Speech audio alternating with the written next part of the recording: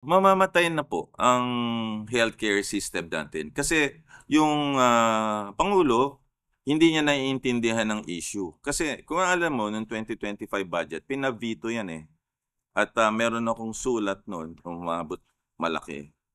Dapat December 20 niya pipirmahan ang budget. Opo. Pinirmahan niya December 30, araw ng Jose Rizal. Tanda ko yan eh. Mhm.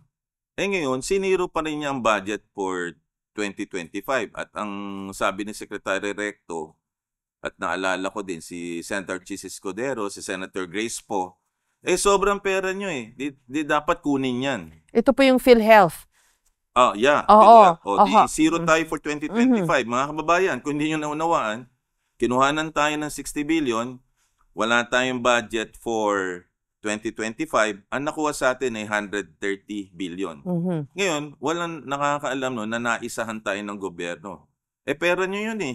Ito ho yung contribution natin sa PhilHealth, buwan-buwan. Buwan-buwan. Kinakaltas sa sweldo natin. Oo. Para pag nagkasakit ka, meron kang ayuda from PhilHealth. Di ho ba ganon? So, ang nangyari, wala tayong budget for 2025. Mhm. So, yan ho, kaya sinasabi kong kawawa tayo. Kasi, sarili nating gobyerno, ninanakawan tayo.